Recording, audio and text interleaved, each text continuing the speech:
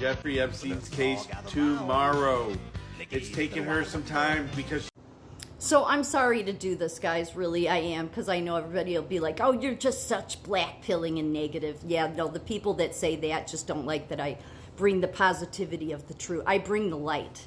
So the light is that in Pam Bondi was AG in Florida when Jeffrey Epstein got his cushy deal of only 13 months for child trafficking and didn't even have to go on a sex offenders register. So it was her office that made that plea deal. Like, he had a total work release. He was barely in jail. She was AG. So a week ago, when people were saying I wasn't being fair to Pam Bondi because she needs time, she has to protect the victims. Do you know who one of the victims was back in 2018? Or 2008, I mean? Virginia Giuffre. That victim who put Ghislaine behind got... So she didn't get the justice she deserved. So I'm thinking of the victims. Pam Bondi, on the other hand, is a lawyer. That was AG. She could have done the right thing. They knew what he was doing. So these lawyers, how many lawyers are on that list? They're going to protect each other. This is why I'm not trying to blackpill people. I'm trying to tell you that your government and your media and your podcasters are being your new media. Lied to you most of your life, okay, and manipulated you, and all they had to do is say, well, it's taking us time to do this, or we're investigating this, and we have to, and because that's what you're so used to being told, you're like, well, of course, we need to be fair, and no, you hold these peoples, all of them. Trump's not going to be mad at you. I sometimes think that that's what people will think, is that no, Trump will get mad. No, I think that Trump wants the people to be aware that, I think Trump would look at Trump like he is a grandfather or a father or grandfather that's trying to teach his family a lesson about stop being so trusting, Americans. And I know what people would say, but he put them in. Yeah, and I was shocked at so many of these people that he put in. Shocked. Now, people will say, you don't know about all of them, but there's nothing wrong with saying no. I fully back Trump, but none of all these people, there's a reason those podcasters were so relieved when Trump put these people in. That told me everything. Like Rogan was, Beck was, there was several of them. They were just like, there was this relief, like, whew. So we'll just get our swampy people surrounding Trump. Then we'll stall the American people. We know how to manipulate them well enough, and then we'll be good as gold. That was what it was. They were so relieved. That's why all the podcasters are carrying on about all these people. Like everybody has been saying, oh, yeah, I saw a headline today that Tulsi fired 100 intelligence agents. Did you see it? Did you see them being, escorted out of the building? Stop, the lip service is old, okay? So a week ago when I put up that calling Pam Bondi out, and everybody got in my comment section and said, well, it's going to take her time. She has to protect the victims. She wasn't thinking of protecting the victims back in 2008.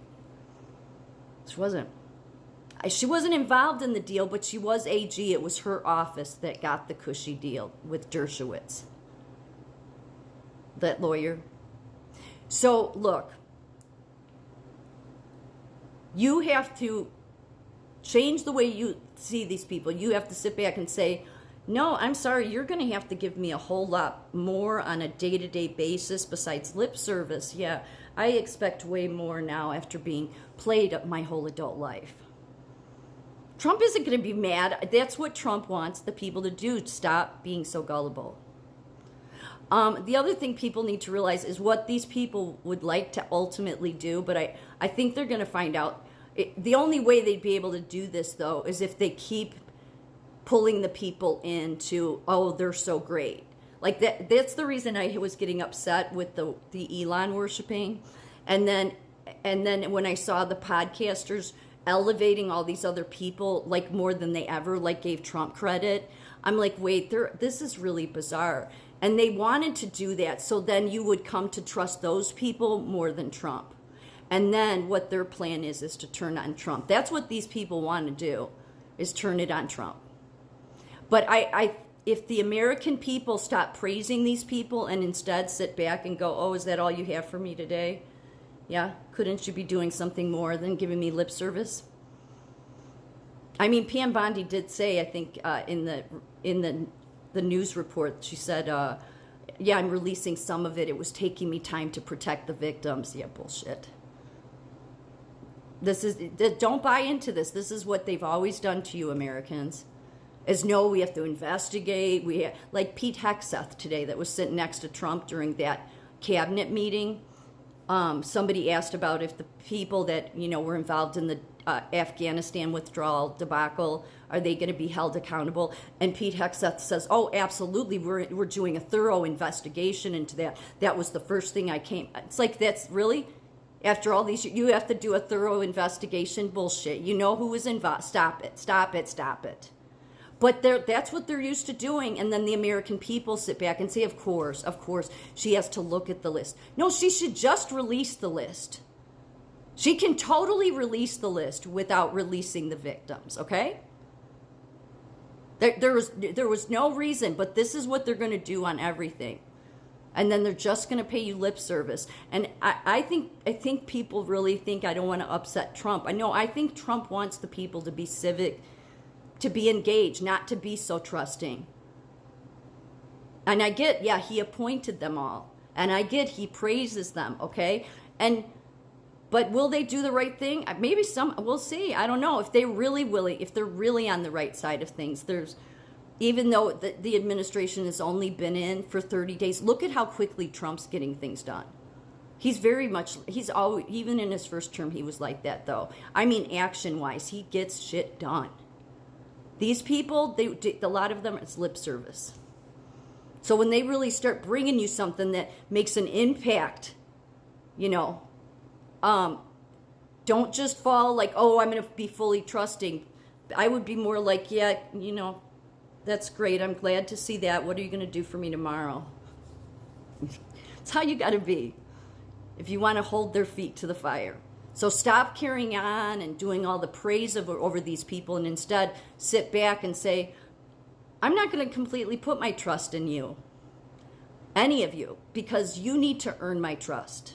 After what my government has done to me all my life, yeah, you're going to have to do a whole lot of action steps to earn my trust. I'm not just going to give it freely and then praise you. That's what they expect you to do. And that's why the people get in my comment section and say I'm so negative and say that I'm blackpilling, because they need to get you all excited about these other people so that you just become convinced that they're on the right side of America. They especially need that because they do want to turn on Trump. I don't see that happening if the American people don't fall back into your old ways. But that's why the podcasters were pushing all of these people. Like, they were pushing all of the cabinet more than Trump. And that's just weird to me, because it's like Trump's done more than any of all these people together has. And yet all these people have just paid lip service and got into these cabinet picks, and then all the podcasters started, going on and on about these people. And I thought, what? They're up to something. Yeah, they're up to their same games, because the easiest people they can play is the Americans. But this isn't anything to worry about. It's not, Trump didn't put all these people in and because he doesn't have it handled. But the American people have to stop being so trusting. Trump took care of all of this in his first term. The movie continues to play out until the Americans sit back and say, I'm not going to be so trusting, and I'm not going to do the rah-rah, hey for you. I'll do it for Trump. I'm not going to do it for you until you actually bring me on an ongoing basis, maybe for a couple of years, every day, actual action that you're doing that I can actually know that's happening and not just paying lip service. Okay? Yeah.